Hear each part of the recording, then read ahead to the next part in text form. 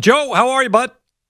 I'm doing well. Thank you for having me. Oh, I appreciate you coming on again, and we talk a little bit about this draft. They kind of been left behind with the Daniel Jones decision and all that's going on over there, and the early picks that the Giants had. But the Jets got the player that was easiest to pick. It seems like we've been talking for a few years now about the player that probably that people rated was best fell to the Jets. He fell to the Jets. Here we are in 2019 again. He fell to the Jets.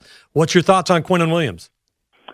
Look, I think you can make a very fair case that Quinnen Williams is the best overall player in this class. I think he definitely has the highest floor of all of those guys who went in the top, sort of 5 to 7 range. I don't think there's any doubt that he's going to be at least a very good player in the middle of the Jets defense. Is he going to be great? Is he going to be the next Aaron Donald?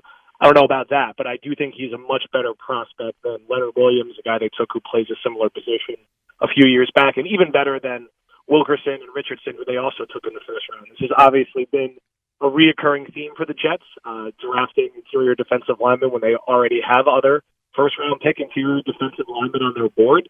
But I think they felt internally that Williams was just a much safer pick than potentially going for a guy like Josh Allen, who would have checked the box at edge, or they didn't feel good about the value of a potential trade down, which a lot of people thought they were going to ultimately end up doing, which could have made sense considering some of their holes on both sides of the football. So I don't think with Quinnen Williams it's a question of, is he going to be a good player? I do think there's a high enough floor where you should feel confident in that. It's a question of, with the Jets' current roster construction, can they maximize the value from him and get after the quarterback with really only an interior pass rush with how they're currently built out? Yeah, and that concerns everybody. I mean, Giant fans are feeling the same way about their pick, Dexter Lawrence, in the 17th pick, is that, he can't get to the quarterback, and he basically replaces Snacks Harrison, but that's it, and they need more than that. Jets did try to address later on the edge rusher a little bit. Before we get into the front office rumors and how much that might have floored you when you saw it yesterday, give us your thoughts on the draft so far for the Jets. Well, I think going Jachai in the third round is a worthwhile swing. It's the type of thing that teams like the Jets need to do. You need to take a couple of risks on day 2 to see if you could fill some of your needs. So they didn't go edge rusher on day 1. I think Polite was a guy that a lot of people thought was a borderline first-round prospect. He's only 21 years old. He dropped into the third round because he did very poorly in the pre-draft process. He did not interview well. He did not test well. It's up to you whether you think that overrules all the tape that he put together at Florida, which is obviously the highest level of competition in college football. And he was very productive there and is a natural pass rusher. And sometimes you got to take a risk on day 2. And I'd rather see the Jets take a risk on a talented player like Polite than go the safe route and take a 24 or 25-year-old defensive lineman or a 23 or 24-year-old low-ceiling receiver out of Alabama. Those are some of the other things they've done recently in the third round. So I think based on their previous history and how their roster is built out, I think that was a move that made sense. They also traded up a pick in the third round to give up a pick, which they did eventually work to get back, to get Sam Darnold's former right tackle from USC, Chuma Edoga, who I think where he was taken is a reasonable swing. Obviously, these guys, when you get to day 2 and day 3, they're a mix of dart throws, but he does hit the profile of a guy with the athleticism to sit a year and then potentially compete to be a starting tackle in year 2. And the Jets needed to address offensive line and just take more swings at that position. It's something they haven't done in recent years in the NFL draft. What are they going to do about center?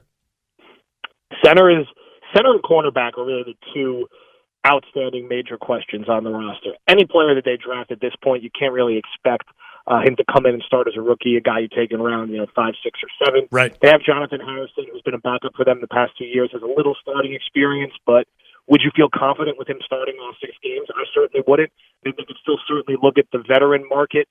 If a couple guys shake free or get cut in training camp, but it's going to be a problem area. And we've seen the past few years that bad play at center can trickle down to the rest of the offensive line. They struggled with Spencer Long. They struggled with Wesley Johnson. It hasn't been easy to replace Nick Mangold, and they didn't address it in free agency, and they haven't addressed it in the early rounds of the draft. So it's going to be a question, and it's going to be a problem. And I think a corner, right now, you're basically starting Tremaine Johnson, who struggled a lot last year. Sure did. Dale Roberts, who's been a fourth corner for them the past few years, and Brian Poole, a guy they brought over to replace Buster Screen, who's okay. I would say is probably like a younger version of Screen. So those two positions really stick out right now. as being big problems on offense and defense. All right, we're talking to Joe Caporoso. TurnOnTheJets.com is where you can find him and his opinions. And yesterday we started hearing rumors that there's problems between Maccagnan and Gase. You and I have talked before about, just the dysfunction of how they are seemingly run, which frustrates every Jet fan a little bit in that, it doesn't seem to the public anyway that oftentimes one side knows what the other side is doing. So what are your thoughts about the potential for trouble in the front office of the Jets right now? Well, I think the potential has always been there. I'm surprised we're starting to hear some rumblings this early. Usually you would wait and expect maybe if the team's struggling a little bit or they're into their second year, then some of this stuff starts leaking out. I think with Adam Gase's personality and that he had personnel control in Miami, it's logical to think there was eventually going to be some friction. Mike Maccagnan has been here for 4 years. The Jets haven't really had a lot of success, so it's not like he has a big resume to fall back on if he's going back and forth with Gase. I also think, when we hear about a potential shakeup in the Jets front office, which is what guys like Mike Lombardi and Tony Pauline have been talking about, I don't necessarily know if that means that they're going to fire Mike Maccagnan at this point of the offseason. That would seem pretty crazy. I think he's here for 2019, but could that mean that his number two, a guy that's getting a pretty good reputation around the league, and Brian Heimerdinger, maybe is unhappy and is looking to go somewhere else?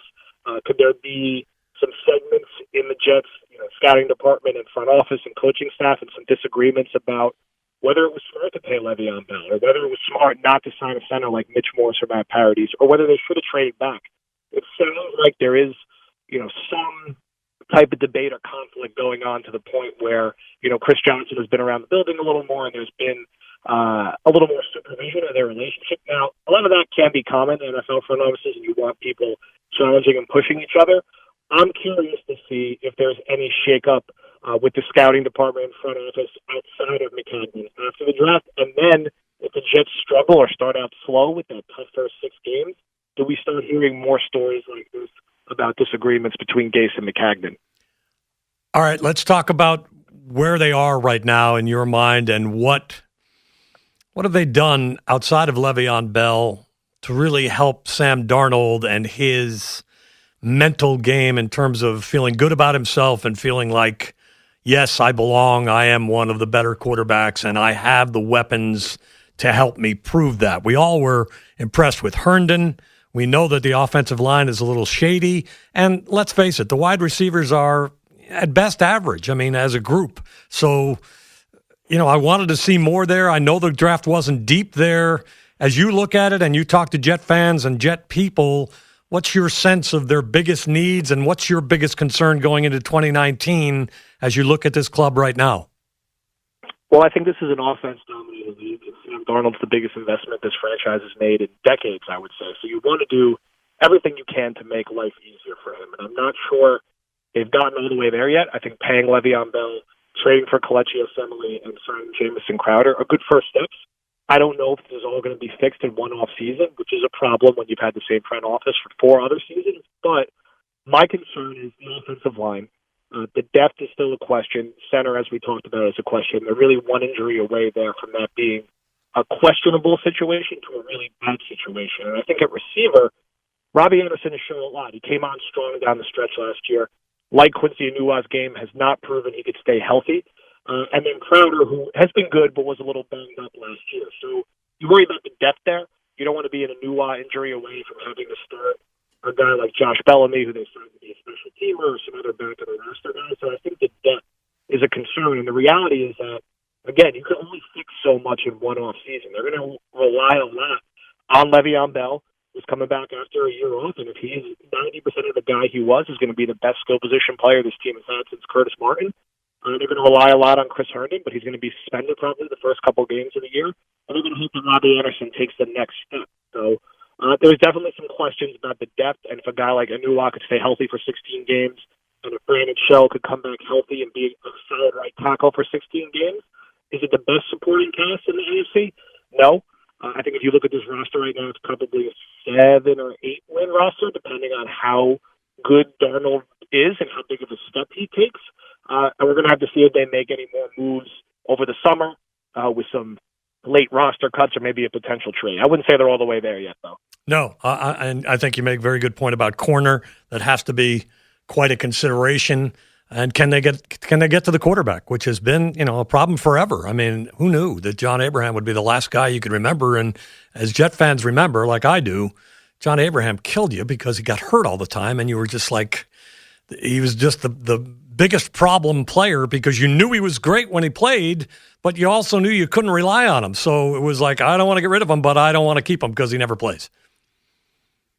Exactly. And they've been searching for this edge forever. And I think they're going to hope that Polite ends up being their first-round guy. It's a lot to ask for a rookie, and maybe he gets there after a couple of years. But it's still a problem area because really outside of him you have, Jordan Jenkins, Brandon Copeland, guys who you want as sort of supporting players off the edge, but no one who you would bet on getting 10 or 15 sacks this year. No, and you really don't want an edge rusher that's polite, do you? That's bad comedy. Another dad joke. Another dad joke comes out here. I just take the lowest hanging fruit and I go with it. Joe, enjoyed the conversation. Continued success with TurnOnTheJets.com, and we'll talk to you down the road. Thanks. Absolutely. Thank you for having me. There you